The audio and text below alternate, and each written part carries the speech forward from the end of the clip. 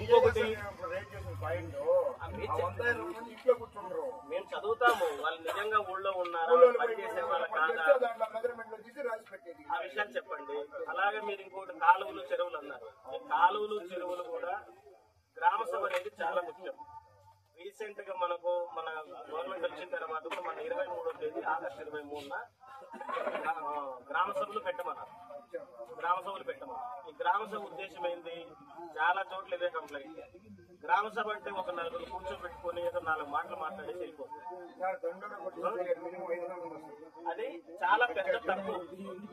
మిగిలిన గ్రామ పంచాయతీ పరిధిలో జరిగే ఏ గ్రామ సభ అయినా కూడా అది గ్రామ సభ అభివృద్ధికి సంబంధించిన గ్రామ సభలు జరుగుతాయి.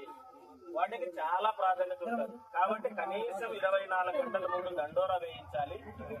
ఈ ఉపాధి హామీ గ్రామ సభలైతే గ్రామంలో ఉన్న వాళ్ళ అనుమతి లేకుండా ఏ ఒక్క పని కూడా చేయకూడదు. అందుకే గ్రామ సభ పెట్టాలి. గ్రామ సభ ఉద్దేశం ఏంటి?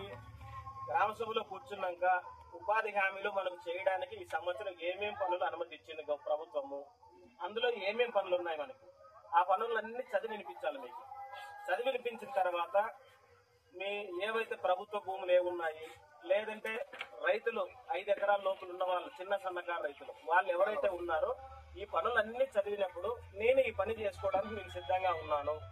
లేదంటే మా పొలం దగ్గర ఈ పెద్ద కుంట ఉంది, ఆ కుంటలో మీరు మట్టి తవ్వి దాన్ని కట్టలాగా వేస్తే నీళ్లు నిలబడతాయి. దీనివల్ల చుట్టుపక్కల ఒక 50 ఎకరాలకు నీళ్లు అందుతాయి. అవునా? ఇది ఒకటి కాలువలు ఉన్నాయి. ఈ కాలువ తవ్వారనుకోండి, దాదాపు ఒక 2 కిలోమీటర్లు 3 కిలోమీటర్ల కాలువ ఉంది. ఈ కాలువ తవ్వారనుకోండి, ఈ పొలాలన్నిటికీ ఏదైనా కాలువ నీళ్ళు వచ్చినప్పుడు, చెరువుల్లో నీళ్ళు వచ్చినప్పుడు ఈ పొలాలకు అన్నిటికీ నీళ్లు అందుతాయి.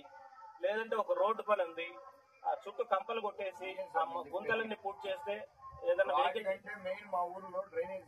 వెహికల్స్ వెళ్ళడానికి అదే ఇలాంటి కాలువలు, డ్రైనేజీలు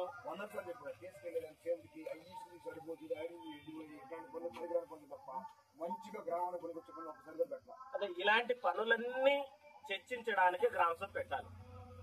గ్రామ సభ అంటే కూర్చొని వాళ్ళకు తెలిసిన పనుల్ని అందులో రాసేసుకొని ఇంతవరకు పనులు పెడతా వచ్చారు. కానీ గ్రామ సభలు ఎప్పుడైతే సక్రమంగా జరుగుతాయో అప్పుడే గ్రామానికి ఉపయోగపడే పనులు జరుగుతాయి.